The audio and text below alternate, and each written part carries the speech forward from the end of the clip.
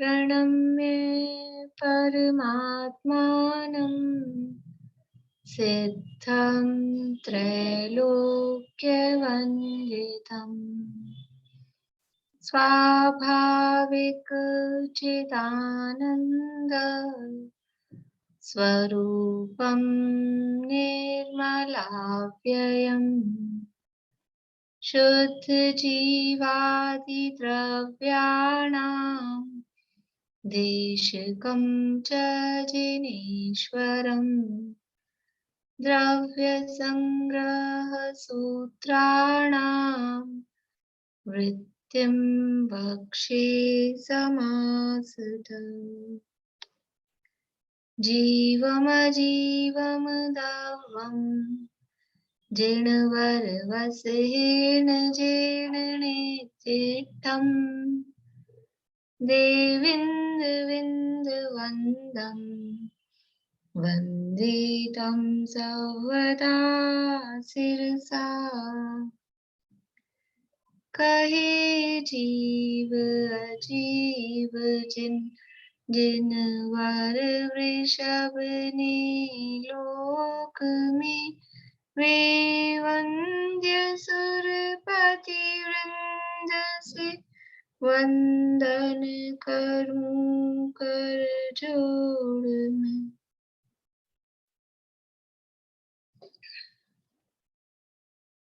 गाथा हेडिंग से मैंने आज वो तीसरे अधिकार के हेडिंग्स डाले हैं ग्रुप पे, वो देख लीजिएगा आप लोग और हेडिंग से पूछते हैं। 14 जीव समास।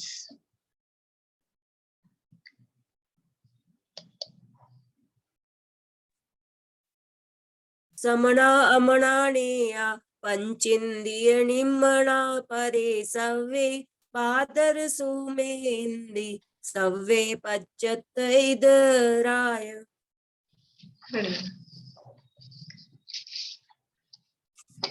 चार प्रकार के बंध और उनके कारण।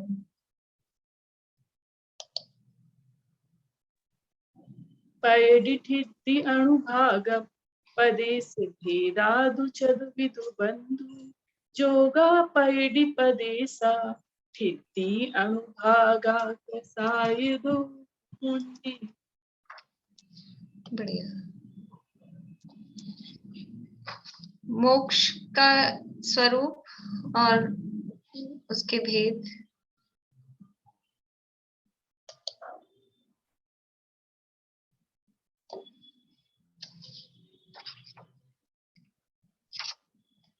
अनम्यूट नहीं हुआ रेणु जी।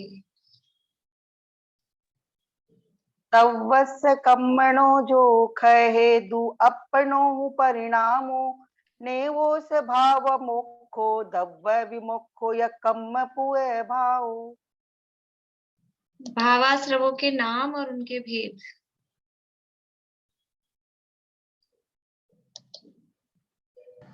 विच्छत विरधि पमाद जोगा विच्छति विरधि पमाद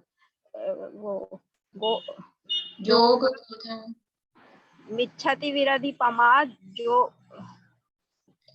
जोग कोधा दौथ जोगा दोहोत दहोत विन्नेया पन पन पनदस्तीय चदु कमसो भेदादु पूवस। पहली वाली लाइन थोड़ी गलती हो गई है। मिच्छत विरधि पमाद जोगा वो जोगा नहीं जोग कोधा दौथ जोग गोदा दहोत विन्नेया विन्नेयो विन्नेया पन पन पनदस्तीय चदु कमसो भेदादु पूवस। अस्थि काय का लक्षण।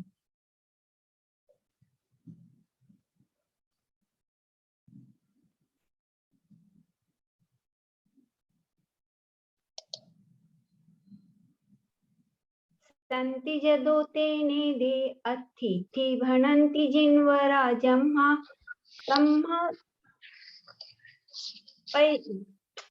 संति जदोते निधे अतिथि भणन्ति जिन्वरा जम्हा तम्हा काया काया तम्हा काया तम्हा नहीं काया बहुदेशा काया इव बहुदेशा तम्हा कायाय अथिकायाय। गलत है? नहीं ठीक है, पर मैं ये दो सोच रही थी बातें कि mix हो गई। कंटिन्यूशन में बोलते हैं तब तो बोलती जाती है, और लेकिन ऐसा अचानक भी आनी चाहिए सही से। नहीं, वो दो गाथाएं मिक्स हो गई एक्चुअली। द्रव्यों के प्रदेशों की संख्या।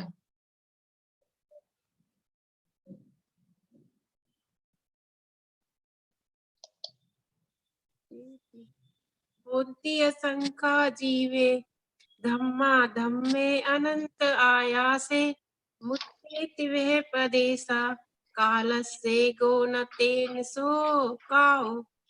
बढ़िया। दो प्रकार के मोक्ष मार्ग का निरूपण।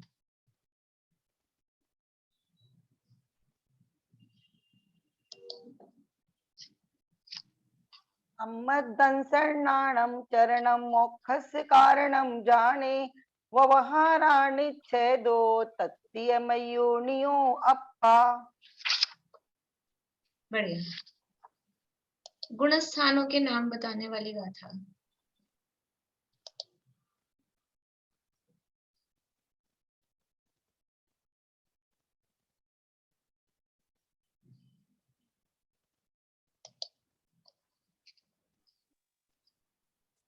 मिच्छो सासण मिस्सो अविरद सम्मोय तेस विरदो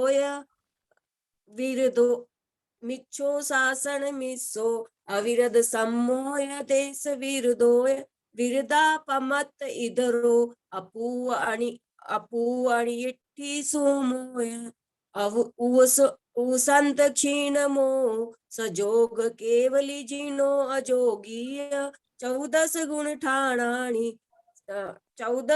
ठाणानि कम्मेणय सिद्धायाणम। सिद्धा, यह पहले नहीं है, कमेण सिद्धायणाय। बढ़िया। जीव का अमूर्तिकत्व अधिकार।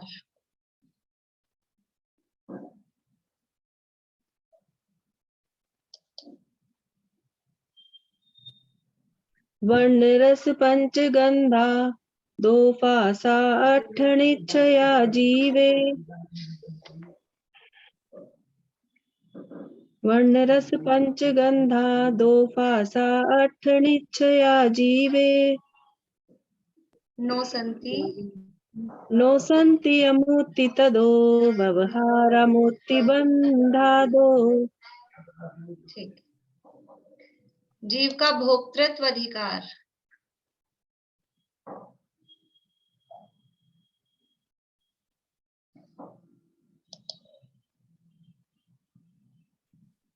व्यवहारासु दुःखम उग्गलकम्म फलम पभुंजेदि आदानिच्छेनदो चेदन भावासु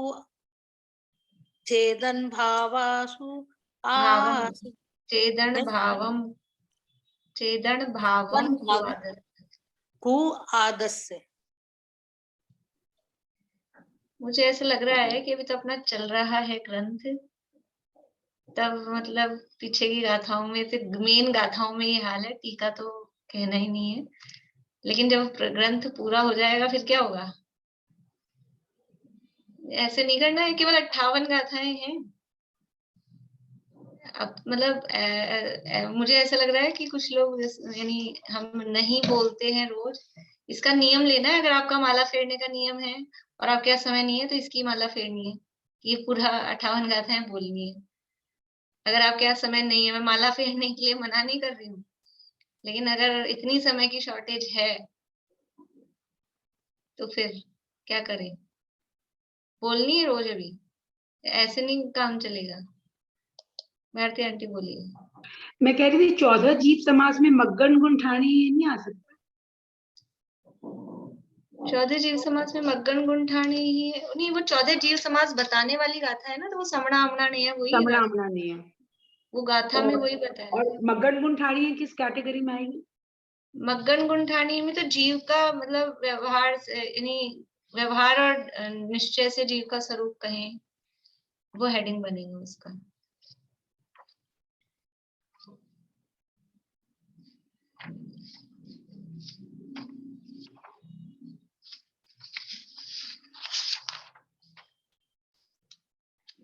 उद्गल द्रव्य की पर्याय।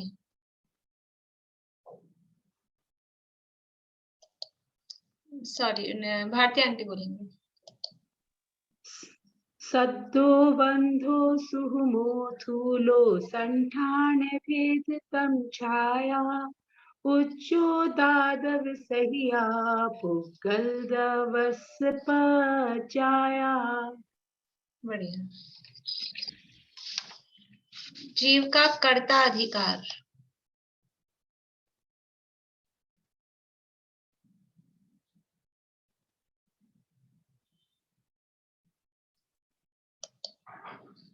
सरोज भाभी। पुग्गल कम्मादीनम कत्ता व्यवहार दो निश्चय दो चेदन कम्मा नादा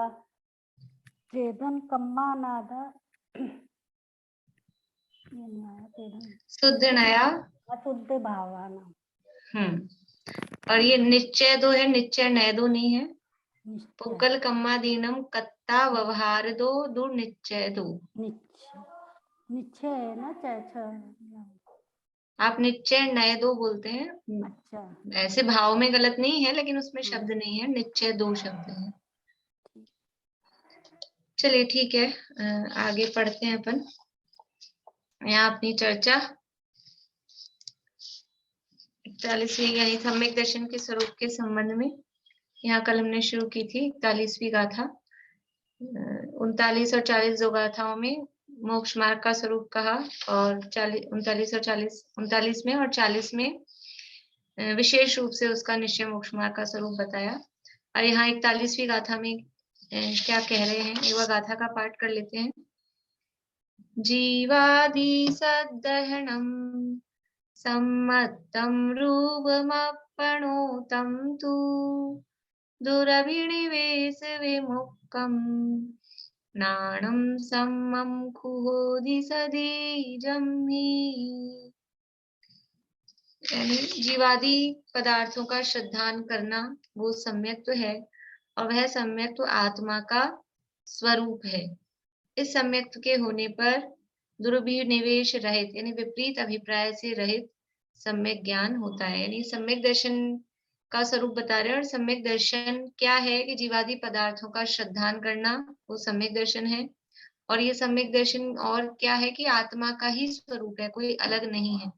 और इस सम्यक दर्शन के होने पर जो ज्ञान है वो ज्ञान भी विपरीत अभिप्राय से रहित, यानी ज्ञान भी सम्यक हो जाता है। विपरीत अभिप्राय से रहित का मतलब वो ज्ञान भी सम्यक हो जाता है। सम्यक दर्शन होने पर ज्ञान भी सम्यक हो जाता है। इसका मतलब क्या है कि जब तक सम्यक दर्शन नहीं है तब तक कितना भी ज्ञान हो, वो सारा ज्ञान क्या है, वो मिथ्या ही ज्ञान है, विपरीत ज्ञान है। सम्यक दर्शन होने पर ही ज्ञान सम्यक होता है। ज्ञान सम्यक कब होता है? भजन है एक अंतर्ध्वनि में, ज्ञान सम्यक मेरा हो गया। कब हो गया ज्ञान? कब होता है ज्ञान सम्यक? इस सम्यक दर्शन होने पर वो ज्ञान सम्यक यानी विपरीत अभिनिवेश यानी विपरीत अभिप्राय से रहित होता है। टीका की चर्चा हमने शुरू की थी कि सेकंड पैराग्राफ जो टीका का है कि उस सम्यक दर्शन का महात्म्य दिखाते हैं। फर्स्ट पैराग्राफ में तो जो गाथा का अर्थ ही टीका के रूप में दिया है, सेकंड पैराग्राफ से वास्तव में टीका शुरू हो रही है कि उस सम्यक दर्शन का सामर्थ्य और महात्म्य दिखाते हैं।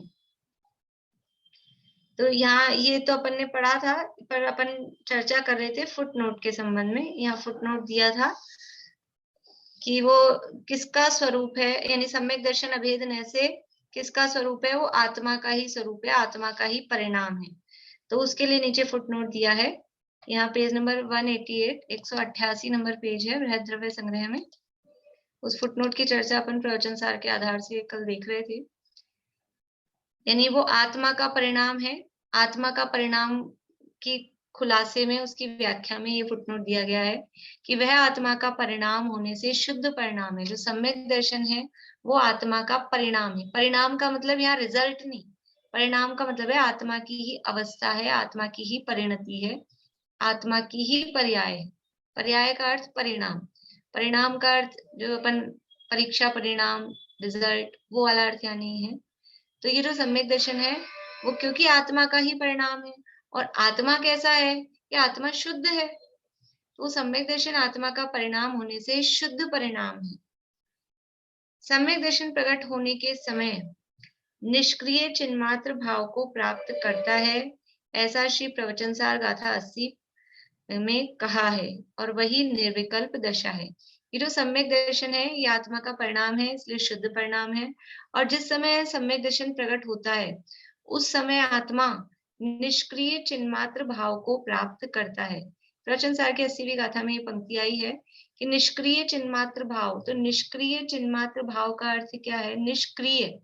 निष्क्रिय मतलब किसी भी प्रकार की अब कोई क्रिया, क्रिया मतलब वहां कल अपन ने जो पढ़ा था उसमें अर्थ, जो मोतियों की माला का उदाहरण कल अपन ने देखा था कि वो मोतियों की माला है, और उस मोतियों की माला में, मोती की माला कौन सी वाली ली थी अपन ने?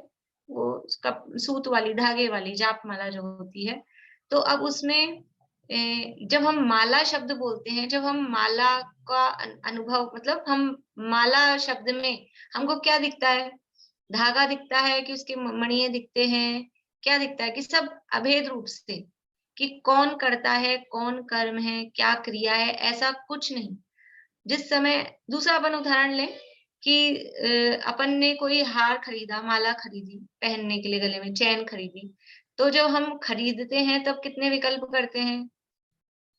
किसकी बनी हुई है, क्या क्या, मतलब इसमें गोल्ड है कि कोई डायमंड भी है कि और क्या है, क्या क्या है, डिजाइन क्या है, फिर इसका वजन क्या है, फिर इसकी रेट क्या है, बहुत सारे विकल्प अपन करते हैं। और जब पहनते हैं, किसने बनाई है, किस दुकान से ली है, बहुत सारी बातें होती है। कर्ता कर्म क्रिया के ऐसे बहुत सारे विकल्प होते हैं। किसने इसको किया है, क्या ये कर्म है, क्या इसमें क्रिया हुई है, व्याकरण के शब्द हैं कर्ता कर्म क्रिया। लेकिन बहुत सारे विकल्प उस समय होते हैं। भोजन बनाते समय कोई भी चीज अपन ने बनाई है, खीर बनाई है, तो बनाते समय क्या क्या विकल्प होते हैं?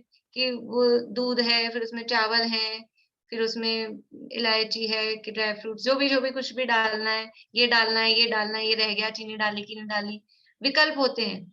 लेकिन जब अनुभव करते हैं, जब स्वाद लेते हैं, तब किसका स्वाद लेते हैं? दूध का स्वाद लेते हैं कि चीनी का कि इलायची का? किसका स्वाद लेते हैं? कि वो खीर का। वहां फिर ऐसा, ये मैंने बनाई है कि ये सासू जी ने बनाई है कि दौरानी ने बनाई है कि जेठानी ने बनाई है, कौन करने वाला है, दूध कौन सा है, गाय का है कि भैंस का है, मर्यादा का है कि बिन, मतलब फिर वो ऐसे ये कर्ता के, कर्म के, क्रिया के, फिर वो विकल्प नहीं होते। तो वो विकल्प नहीं होते, तो जो अनुभव का समय है उस समय उसको कहा निष्क्रिय। और जो द्रव्य है, ये तो यहाँ तो बात आत्मा की चल रही है, जो द्रव्य है, जैसे जो माला है, माला उसको अपने द्रव्य के रूप में लिया, अब उसमें ये कर्ता कर्म क्रिया के ऐसे भेद नहीं है, विकल्प मतलब भेद नहीं है। तो वो उस समय सम्यक दर्शन होने के समय, किस समय सम्यक दर्शन जिस समय हो रहा है, आत्मा अनुभूति हो रही है, उस समय क्या, जैसे छेड़ाला में जो अंतिम छंद है, छठी ढाल में लास्ट के, जह ध्यान ध्याता ध्येय को न विकल्प वच भेद न जहां, कि ये कौन ध्यान है, किसका ध्यान हो रहा है, ध्यान कौन कर रहा है, ये क्रिया क्या हो रही है, ऐसा कोई विकल्प नहीं, इस तरह से कोई विकल्प नहीं। ऐसे ही बनारसी दास जी के में भी छंद आता है, वही क्रिया कर्ता कर्म क्रिया के संदर्भ में ही है। ठीक है, अभी स्लिप हो गया, अभी आ जाएगा या तो बता दूंगी। तो यानी ऐसे विकल्प नहीं होते। जिस समय अनुभव की दशा, अनुभव कब होगा और अनुभव के समय कैसा आत्मा दिखाई देगा, कि अनुभव के समय विकल्प नहीं होते और विकल्पों में अनुभव नहीं होता। यदि हमें ये विकल्प हो रहे हैं, इसमें खीर में ये तो इतने रुपए किलो का तो दूध है, और ये ऐसा बादाम डाला है, इतने रुपए किलो की चीनी लग गई है, इतने की खीर पड़ गई है, 1 कटोरी खीर, तो वो स्वाद, जिस समय इतने दिमाग लगाएंगे ना, ये 1 कटोरी खीर कितने की पड़ी, तो वो स्वाद नहीं आएगा। तो जिस समय ये विकल्प होते हैं कि कौन, ये जो अनुभूति हो रही है, ये श्रद्धा गुण है कि आत्मा है, कि श्रद्धा गुण की पर्याय है और ये मेरा उपयोग है, अगर ऐसे ऐसे कोई भी विकल्प चले, इट मीन्स उस समय अनुभूति नहीं है। अनुभूति अभेद अखंड तत्व की होती है, कोई उसमें विकल्प की बात कुछ नहीं, तब अनुभूति। तो वो यहाँ कह रहे हैं सम्यक दर्शन होने प्रकट होने के समय निष्क्रिय चिन्मात्र भाव को प्राप्त करता है। वो जो आत्मा है, वो जो जीव बैठा है अनुभव करने के लिए, वो ऐसा हो जाता है कि निष्क्रिय तत्व हूँ। यानी कल परसों ही मैंने आपको कहा था युगल जी बाबू जी की पंक्तियों के आधार पे कि वो सम्यक दर्शन की है, तो एक्चुअल में क्या है? पर्याय। सम्यक दर्शन क्या है? आत्मा की पर्याय है, श्रद्धा गुण की पर्याय है तो पर्याय। लेकिन वो सम्यक दर्शन की जब पर्याय उत्पन्न हो रही है, वो अपने आप को फील क्या करती है? वो किस रूप में अपने आप को प्राप्त करती है? वो अपने को पर्याय कि मैं सम्यक दर्शन हूँ, वो ये नहीं फील करती है। अगर वो ये बोले कि मैं सम्यक दर्शन हूँ, मैं सम्यक दर्शन की पर्याय हूँ, तो वो सम्यक दर्शन रहता नहीं, मिथ्यात्व हो जाता है। वो अपने आप को क्या फील करती है? वो ये बोलती है मैं द्रव्य हूँ। स्त्री महिलाओं का उदाहरण दिया था कि वो पूछो परिचय किसी भी स्त्री से कि आप कौन, कि मैं वो। ऐसा इसमें आता है रामायण में प्रसंग, जब ये वनवास को निकले राम सीता लक्ष्मण, तो सीता, वो दो थे, पुरुष तो दो थे, वो स्त्री एक थी। तो वो गांव से कहीं से गुजरते थे तो महिलाएं पूछती थी कि भाई आपके कौन से हैं? तो वो मतलब वो उसमें वो आप कौन हो इस तरह से वो पूछती थी। अगर गांव की स्त्रियां, तो परिचय कहाँ से देती थी? ऐसे वो बिहारी के किसी के दोहे वोहे वो आते हैं पढ़ाई में, स्कूल में, तो वो अपना परिचय द्रव्य से देती है। तो यहाँ पे भी इस सम्यक दर्शन प्रकट होने के समय निष्क्रिय चिन्मात्र भाव को प्राप्त करता है। इसमें दो बातें बतानी है, यानी निष्क्रिय कह के कर्ता कर्म क्रिया, वो जो वहां लाइनें थी ना अपन ने जो कल अंतिम पंक्तियां पढ़ी थी प्रवचन सार से, देखिए यहाँ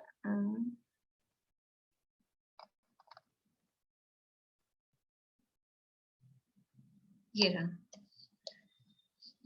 पूरा पैराग्राफ मैं नहीं पढ़ रही हूँ, वो उदाहरण वही हार वाला है। इसमें उसी प्रकार केवल आत्मा को जानने पर, दिख रहा है आप लोगों को? यहाँ मैं कर्सर दिख रहा है आप लोगों को? उसी प्रकार केवल आत्मा को जानने पर उसके उत्तरोत्तर क्षण में, यानी जब आत्मा, जैसे सब ऊपर क्या उदाहरण दिया कि वो मोती है कि धागा है और सफेदी है, इन सबको हार में अंतर्हित किया। केवल हार शब्द बोला, माला शब्द बोला, तो उसमें मोती भी, उसकी सफेदी भी, उसका धागा भी, वो सब आएंगे कि नहीं आएंगे? हार शब्द बोलने पर क्या आएगा? मोती आएंगे कि धागा आएगा कि सफेदी आएगी? कि वो सब उसमें इंक्लूड है। तो जैसे वो सब द्रव्य गुण पर्याय उस हार शब्द में यानी द्रव्य में इंक्लूड है, उसी प्रकार चैतन्य को चेतन में ही अंतर्हित करके, यानी चैतन्य बोला ये गुण के आधार पे, ज्ञान दर्शन के आधार पे, उसको चेतन में ही इंक्लूड करके जिस प्रकार मात्र हार को जाना जाता है, उसी प्रकार केवल आत्मा को जानने पर उसके उत्तरोत्तर क्षण में, आत्मा को जैसे ही जाना उसके नेक्स्ट क्षण में, उत्तरोत्तर क्षण में कर्ता कर्म क्रिया का विभाग क्षय को प्राप्त हो जाता है। यानी कौन जान रहा है, किसको जान रहा है, ये जानने की क्रिया हो रही है। ये तीन चीजें, कौन जान रहा है, ये जानने वाला कर्ता, किसको जान रहा है वो कर्म, और ये जो प्रोसेस हो रहा है वो कहलाएगी क्रिया। तो ऐसा कर्ता कर्म क्रिया का विभाग क्षय को प्राप्त होता है। मैं जान रहा हूं, आत्मा को जान रहा हूं, ऐसा कुछ नहीं, बस मैं हूं। ऐसा अनुभूति के समय अगर ये भी विकल्प आएगा कि मैं आत्मा को जान रहा हूं, कि मैं अपने आप को, ये भेद हो गया ना, मैं और जान रहा हूं, बस मैं हूं, ऐसा।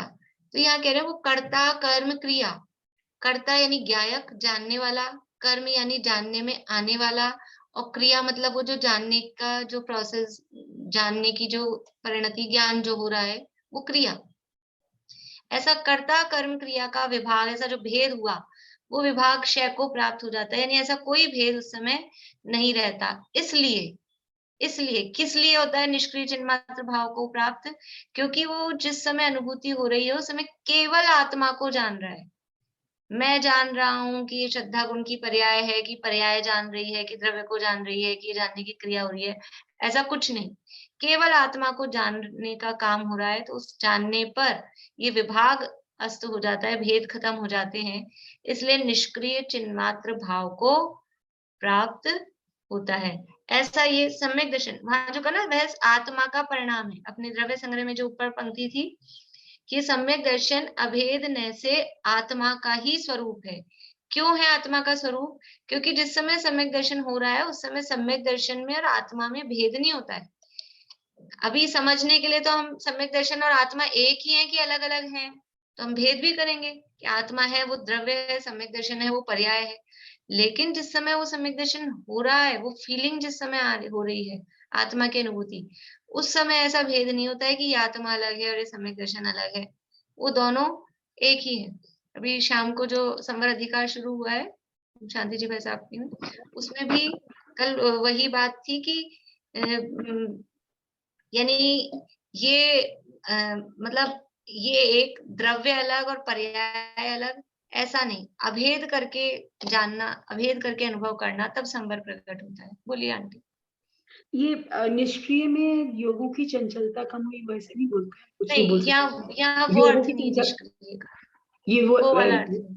मतलब इस निष्क्रिय में बस हम अभेद होके, न हम करने वाले हैं ना जानने वाले हैं, ना कुछ कर वैसे वाले, उस टाइप से अभेद होके। हाँ, यहाँ निष्क्रिय का अर्थ ऊपर इसलिए ऊपर से जोड़ा, अकेला ये पढ़ रहे हैं ना, तो निष्क्रिय का अर्थ अपने को योगों का चंचलता वाला ही समझ में आता, अगर अपन मूल टीका में से नहीं देखते। वहां दिया कर्ता कर्म क्रिया का विभाग अस्त होने से निष्क्रिय हुआ है। तो कर्ता कर्म ये क्रिय मतलब क्रिया, और उस क्रिया से रहित हुआ इसलिए निष्क्रिय। तो एक क्रिया कौन सी है कि ये करता है, ये कर्म है, ये क्रिया है, ऐसा वो है ना, बना वो बना या यह परिणमति स कर्ता यह परिणामो भवेत् तत्कर्म या परिणति क्रिया सा त्रयमपि भिन्नम न वस्तु त्रया। समय सार में ही कलश दिया है कर्ता कर्म अधिकार में, उसी का पद्यानुवाद वो भावानुवाद बनारसी दास जी का, अभी भी मुझे शब्द वो याद नहीं आ रही, संस्कृत का याद आ गया। किसी को याद आ रहा हो, पूर्णिमा आंटी को, वंदना भाभी को, वो बहुत कॉमन है, फेमस है। कर्ता परिणामी द्रव, हाँ आ गया याद, कर्ता परिणामी द्रव कर्म रूप परिणाम और क्रिया पर्याय की फिरन वस्तु एक त्रय नाम। कर्ता क्या है? कर्ता है वो द्रव्य है पर जो परिणामित हो रहा है, कर्ता परिणामी द्रव, और कर्म क्या है? कर्ता परिणामी द्रव कर्म रूप परिणाम। परिणाम क्या है? ये वो कर्म रूप है, कर्म है वो परिणाम है, पर्याय रूप है। कर्ता है वो जो द्रव्य परिणामित हो रहा है, यानी मिट्टी है वो जो घड़े रूप परिणमित हो रही है, वो कर्ता है। और कर्म क्या हुआ कि वो घड़ा जो बना है वो कर्म है। तो ये जो मिट्टी घड़े रूप परिणमित हुई है और ये जो घड़ा बना है, कुछ अलग अलग है क्या? अलग अलग है क्या? एक ही तो है। कहने के लिए वो व्याकरण के हिसाब से दो बताए हैं कि ये मिट्टी करता है और घड़ा कर्म है, लेकिन मिट्टी और घड़ा कुछ अलग है क्या?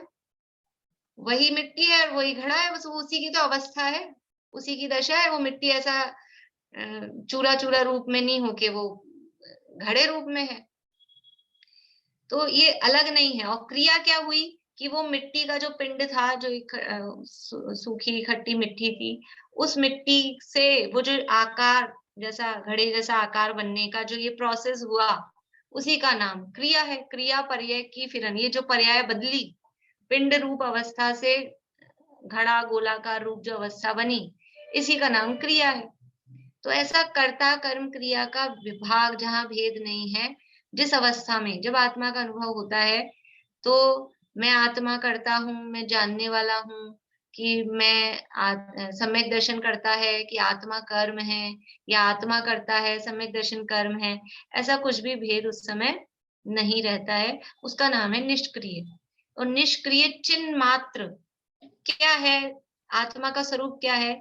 चैतन्य मात्र, और कुछ नहीं है, इतना ही है कि ये जब अपन लिखते हैं ना, चेक लिखा, तो चाहे 1 करोड़ भी लिखो ना, तो 1 करोड़ मात्र, ओनली, वो आगे उसमें क्या लिखते हैं? ओनली। तो ये इतना है। आत्मा चिन्ह मात्र, चैतन्य शब्द में, चैतन्य में अकेला ज्ञान गुण या अकेला दर्शन गुण, ये 2 गुण नहीं आते। यद्यपि चैतन्य शब्द से हम ज्ञान दर्शन गुणों को कहते हैं, चैतन्य का अर्थ ज्ञान दर्शन गुण, लेकिन उसमें अनंत गुण उसमें समाहित होते हैं। तो चैतन्य मात्र कहा मतलब अनंत गुणों का अभेद स्वरूप जो आत्मा है, ऐसा वो वहां अनुभूति में आता है। जैसे कि वो 50 चीजें ठंडाई में डली हुई हैं। ऐसे हम 50 चीजें खाएं तो खा भी नहीं पाते हैं और कितना टाइम लगेगा। और हमने एक ठंडाई पी ली तो 50 चीजें एक साथ गई कि नहीं गई अंदर, एक साथ पकड़ में आ गई ना, एक साथ ग्रहण करने में आ गई। ऐसे ही वो अनंत गुण एक साथ एक समय में वो अनुभूति में आते हैं। अलग अलग देखने जाएंगे तो अनंत का पार नहीं पा पाएंगे।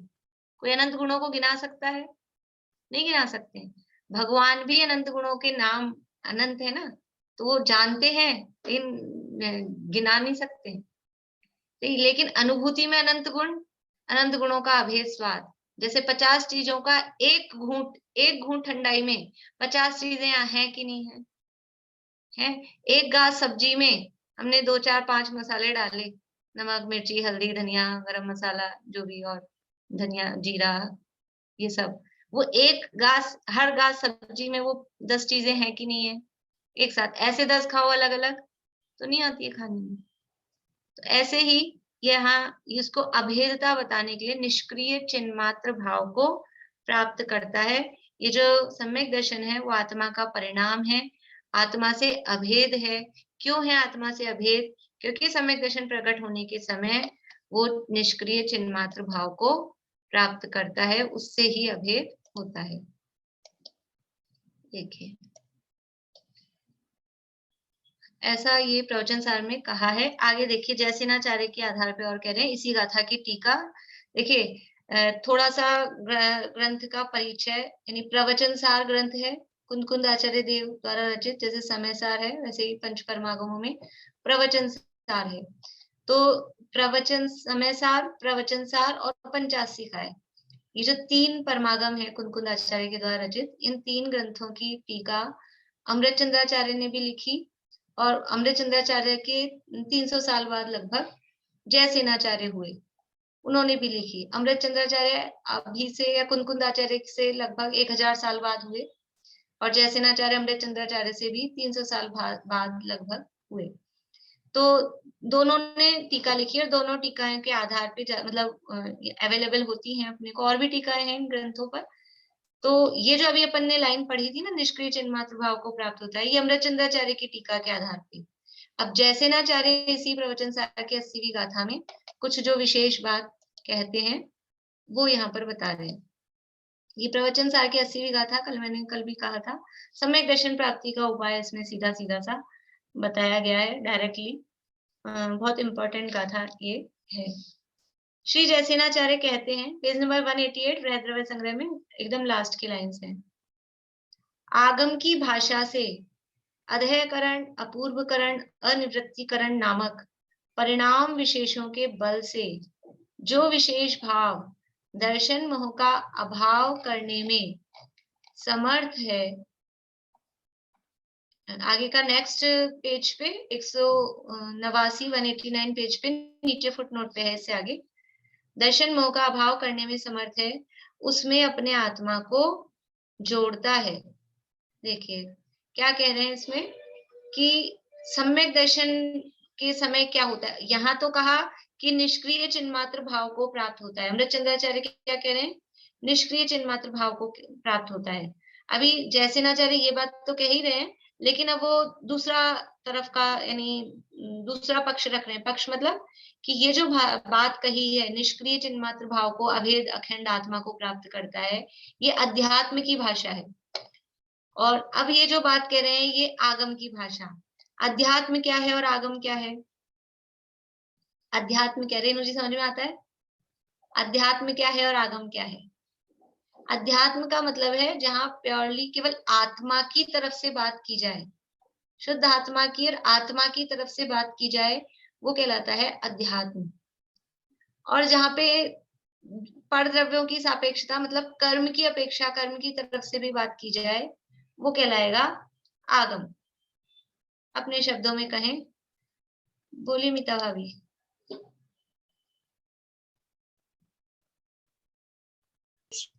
जिन वाणी की परिप्रेक्ष्य में है वो आगम कहलाएगा।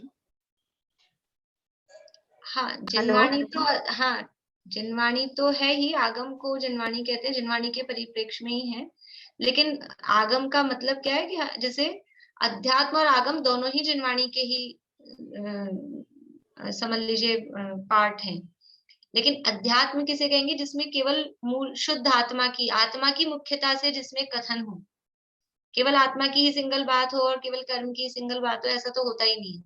लेकिन अध्यात्म की मुख्यता से जहां कथन हो वो कहलाता है अध्यात्म, और जहां आत्मा की मुख्यता न होकर कर्म आदि की मुख्यता से कथन हो तो वो आगम। तो ये आगम ग्रंथ कहलाते हैं, जैसे घुड़सार आदि, क्योंकि वहां कर्मों का कथन, पर्यायों का कथन वो मुख्य है।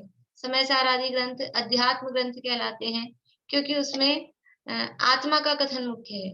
यद्यपि समय सार में भी कर्मों की बात आती है और घुड़सार आदि में भी जीव की आत्मा की बात आती है, लेकिन ज्यादा क्या है, मुख्यता किसकी है, उस आधार पे उसको ऐसा दो भागों में जिनवाणी को कहा जाता है।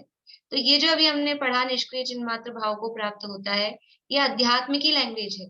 अध्यात्म में केवल आत्मा की और अभेदता की बात करेंगे। अब आगम में किस तरह से करें? आगम का मतलब है कि जिस समय सम्यक दर्शन आत्मा की अनुभूति हो रही है, हुई है, उस समय कर्मों में क्या होता है, तो वो आगम की तरफ से अभी यहाँ बता रहे हैं कि अपन दो तरह से बोलते हैं ना सम्यक दर्शन। सम्यक दर्शन किसे कहते हैं? तो तत्वार्थ श्रद्धानम सम्यक दर्शनम, कि अपने आत्मा का श्रद्धान वो सम्यक दर्शन है, ये है अध्यात्म की भाषा। और दूसरी तरफ से हम क्या कहेंगे कि जब दर्शन मोह की 3 और चारित्र मोह की 7 प्रकृतियों का उपशम, क्षय या क्षयोपशम हो, उस स्थिति का नाम सम्यक दर्शन है। ऐसा भी तो कह सकते हैं, कहते हैं। सम्यक दर्शन किसे कहते हैं? तो यही कहेंगे ना, 7 प्रकृतियों का उपशम, क्षय या क्षयोपशम जो भी हो तो सम्यक दर्शन है। तो वो ये जो 7 प्रकृतियों की तरफ से बात की, ये आगम की लैंग्वेज है, ये आगम भाषा है, वो अध्यात्म भाषा है। हम भी घर में ऐसे तरह की भाषा बोलते हैं, कभी हम बच्चों की भाषा बोलते हैं, कभी हम अपनी भाषा बोलते हैं, कभी हम बड़ों की भाषा बोलते हैं। जैसे हम बीच वाली कैटेगरी में है ना, तो हम आपस में कभी बच्चों वाली भाषा बोलेंगे कि वो बच्चे वाली, मतलब जैसा बच्चा बोलता है दादी, तो हम उसकी तरफ से बोलेंगे दादी को बुला ला, कि ये दादी का है, ऐसे करके। और कभी हम बड़ों की तरफ से बोलेंगे, वो जिस तरह से बोलते हैं, उनके लिए जो रिलेशन है उस हिसाब से बोलते हैं। तो यहाँ पे भी इस तरह से दोनों तरह की भाषा, एक अध्यात्म की भाषा, एक आगम की भाषा जिनवाणी में कही गई है। तो यहाँ पर क्या कह रहे हैं कि आगम की भाषा से, अब आगम भाषा से यानी कर्मों की सापेक्षता से यदि कथन करें सम्यक दर्शन का, तो क्या कहेंगे? अधःकरण, अपूर्वकरण, अनिवृत्तिकरण नामक परिणाम विशेषों के बल से जो विशेष भाव दर्शन मोह का अभाव करने में समर्थ है, उसमें अपने आत्मा को जोड़ता है। यानी सम्यक दर्शन के समय क्या होता है, कैसी परिणति होती है कि 3 तो करण होते हैं। अभी मोक्षा प्रकाशक में चल रही है, वहां ये कर्णों की चर्चा अभी आगे आएगी, कि जो सम्यक का सन्मुख है, करण लब्धि में स्थित 5 लब्धियां सम्यक दर्शन से पूर्व अनिवार्य रूप से कही गई हैं। क्षयोपशम, विशुद्धि, देशना, प्रायोग्य और करण, ये 5 लब्धियां हैं।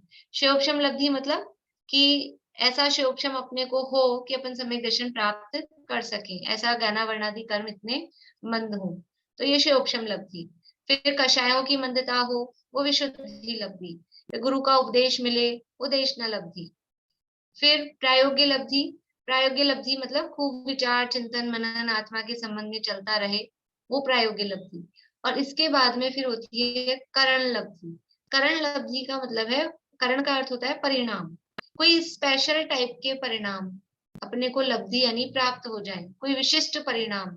कौन से परिणाम? कि जिनके होने पर गारंटी से 100% सम्यक दर्शन होगा ही होगा। प्रायोगिक लब्धि तक के जो परिणाम है वहां पर गारंटी नहीं है।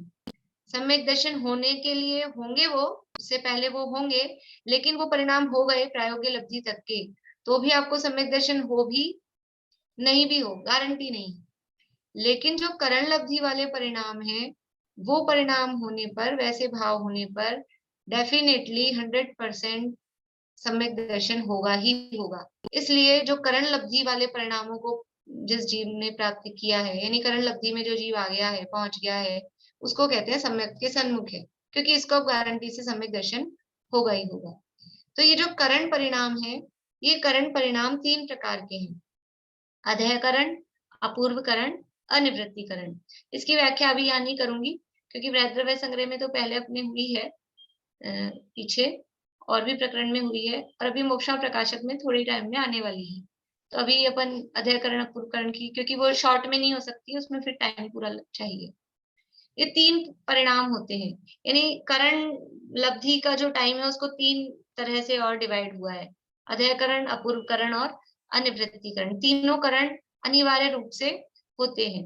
तो सम्यक दर्शन प्रकट हुआ है जिस जीव को, उसकी क्या दशा है, तो ये आगम की भाषा में कह रहे हैं कि अध्ययकरण, अपूर्वकरण, अनिवृत्तिकरण नामक परिणाम विशेषों के बल से, ये परिणाम जीव के परिणामों को नाम दिया है। जीव के ऐसे विशेष परिणाम होते हैं, उनको अध्ययकरण, फिर उससे और विशिष्ट होते हैं उनको अपूर्वकरण, फिर और विशिष्ट परिणाम होते हैं उनको अनिवृत्तिकरण।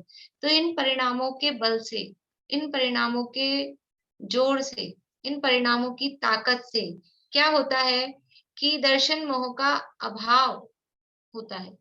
दर्शन मोह, मिथ्यात्व, इस मिथ्यात्व का उपशम, ये जो अभाव मतलब उसका उपशम हुआ, वो उपशम किस बल से होता है, किस ताकत से होता है, क्या ताकत आती है कि ये जीव के परिणामों की ताकत है। वो कर्म तो उदय में था ही, मिथ्यात्व का उदय तो चल ही रहा था, इतने दिनों से, इतने अनादिकाल से तो मिथ्यात्व का बल चल रहा था। अब ये जीव ने जो विशिष्ट परिणाम किए तत्व विचार चिंतन मनन के, और उस चिंतन मनन में इतने मतलब आगे बढ़ गया कि उन परिणामों में इतना प्रेशर आया, इतना फोर्स आया कि उस फोर्स से, उस बल से ये जो मिथ्यात्व था अनादिकाल का, ये दब गया। तो इन परिणाम विशेषों के बल से दर्शन मोह का अभाव, दर्शन मोह का अभाव कौन कर रहा है, जो विशेष भाव, ये जीव का जो परिणाम इस दर्शन मोह का अभाव करने में समर्थ है, और कोई परिणाम इस दर्शन मोह को उपशम कराने में, इसको दबाने में समर्थ नहीं है। प्रायोग्य लब्धि तक के भी जो परिणाम है वो भी दर्शन मोह को उपशमित कराने में समर्थ नहीं है। इस तरह के विशिष्ट परिणाम तो आगम भाषा में क्या कह रहे हैं कि अध्ययकरण, अपूर्वकरण, अनिवृत्तिकरण नामक परिणाम विशेषों के बल से जो विशेष भाव दर्शन मोह का अभाव करने में समर्थ है, उसमें अपने आत्मा को जोड़ता है। वो जीव उस परिणाम में अपने आत्मा को लगा रहा है। अध्यात्म भाषा में तो कहा कि आत्मा में लगा रहा है, आत्मा ही निष्क्रिय चिन्मात्र भाव को प्राप्त हो रहा है। और आगम भाषा में क्या कह रहे हैं कि ये जीव उस करण लब्धि के परिणामों में अपने उपयोग को लगा रहा है, ये करण लब्धि के परिणाम कर रहा है, ऐसा आगम भाषा में कहेंगे। लेकिन वो सहज अपने आप से होते हैं, और वो दर्शन मोह का उपशम कर रहा है कि क्षय कर रहा है, ऐसा आगम भाषा में कहा जाएगा। देखिए आगे और एक लाइन है, उसको देख लेते हैं साथ में। उसमें अपने आत्मा को जोड़ता है। तत्पश्चात निर्विकल्प स्वरूप की प्राप्ति के लिए, निर्विकल्प स्वरूप मतलब आत्मा है, आत्मा का स्वरूप कैसा है, वो निर्विकल्प है। आत्मा के स्वरूप में विकल्प, विकल्प का मतलब किसी भी प्रकार के भेद वो नहीं है। विकल्प का अर्थ है लेना भेद, तो निर्विकल्प अभेद अखंड आत्मा क्या अनुभूति, उसके लिए अब वापस उदाहरण को बता रहे हैं। जिस प्रकार पर्याय रूप मोती, गुण रूप सफेदी आदि अभेद न से एक हार रूप ही ज्ञात होते हैं। हमने हार शब्द बोला, हार मतलब माला, तो वो हार शब्द बोला, तो हार शब्द में मोती और वो मोती की सफेदी वो इंक्लूड हुई कि नहीं हुई, कि इंक्लूड है। अभेद न से वो मोती और सफेदी वो हार शब्द में गर्भित हैं, उसमें ज्ञात होते हैं, समझ में आ जाता है। हार बोलते ही कोई ये समझता है, हमने कहा कि हम माला ले आओ, तो फिर उसकी मणियां भी लाऊं कि नहीं, वो धागा भी लाएं कि नहीं, सफेदी सफेदी को वहीं छोड़ आए, ऐसा थोड़ी ना होगा, वो उसमें साथ में ही समझ में आता है। तो इसी प्रकार यहाँ मोती के समान तो रखा पर्याय, पर्याय रूप मोती और गुण रूप सफेदी, ये अभेद न से एक हार में ही ज्ञात होते हैं। उसी प्रकार पूर्व कथित द्रव्य गुण पर्याय अभेद न से आत्मा ही है। ये सम्यक दर्शन पर्याय है, श्रद्धा गुण है, और ये जीव द्रव्य है। ये अलग अलग कुछ कहने की जरूरत नहीं है। सम्यक दर्शन बोला तो भी आत्मा है, आत्मा बोला तो भी वो पर्याय उसमें गर्भित है। जैसे अभेद न से एक आत्मा ही, ये द्रव्य गुण पर्याय। जैसे ये हार, सफेदी और मोती ये सब एक ही हैं।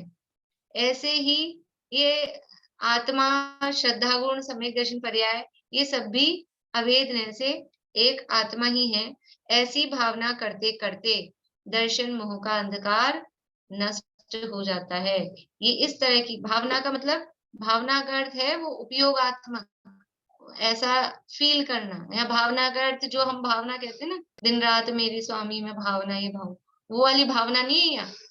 जो हम विचार कर रहे हैं कि हम सोच रहे हैं कि ऐसा हम चाहते हैं, वो भावना का अर्थ नहीं है।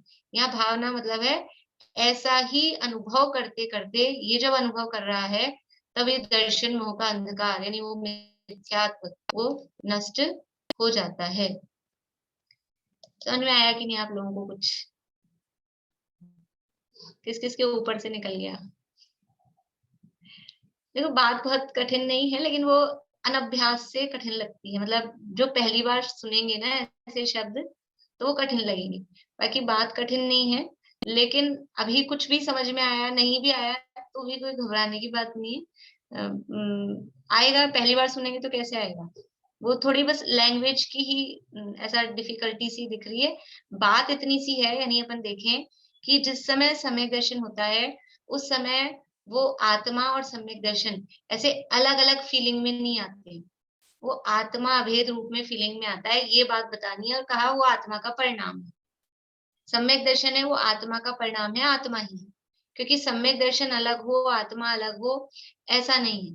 पीछे गाथा कही आए हैं कि वो आत्मा को छोड़कर रैणत्रयम् न वट्टई, वो और कहीं दूसरे जगह तो मिलेगा नहीं, वो आत्मा में ही है रत्नत्रय। जैसे सम्यक दर्शन वो आत्मा का ही परिणाम है। अब उसको अध्यात्म भाषा में कहो तो वो उस समय ऐसे जो जीव है, ये जो है ना निष्क्रिय चिन्मात्र भाव को प्राप्त करता है। कौन कर रहा है? कि जो वो अनुभूति करने बैठा जो जीव है, वो ऐसा होता है कि मैं निष्क्रिय चिन्मात्र भाव हूं। और यहाँ क्या कह रहे हैं कि यहाँ पे वो ऐसे करण रूप परिणामों में अपने को जोड़ रहा है।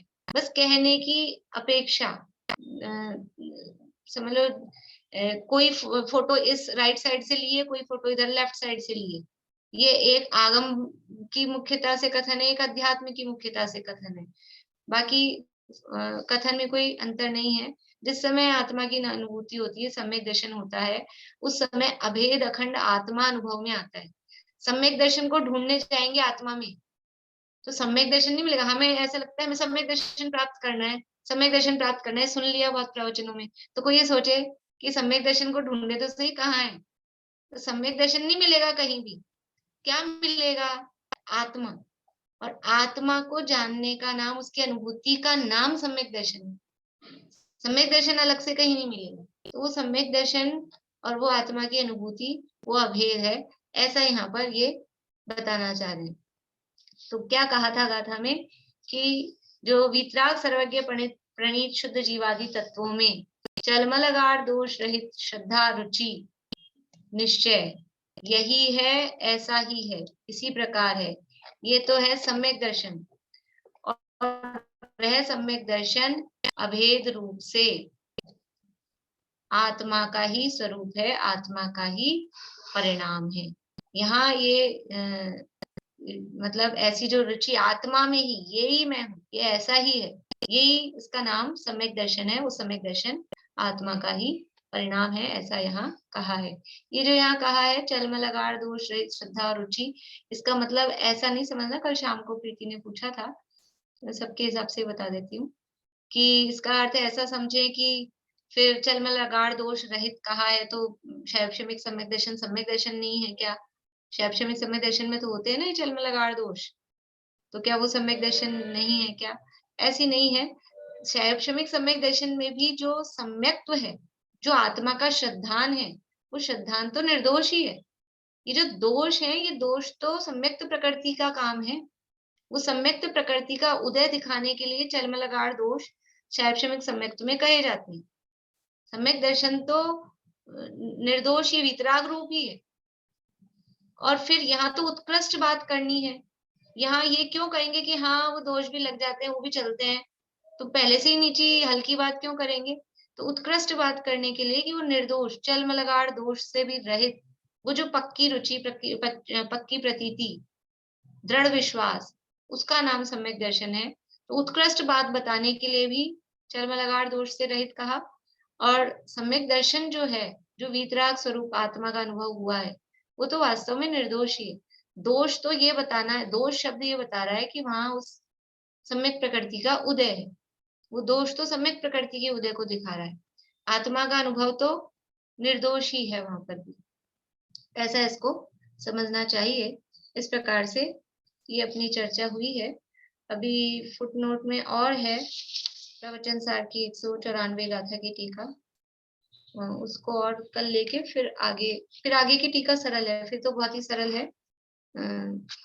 ये थोड़ा सा विषय और अध्यात्म का आने वाला है, एक पैराग्राफ कल, उसके बाद में एकदम सरल आने वाला है। फिर कुछ 2-3 गाथाओं तक सरल विषय चलेगा, एकदम सरल।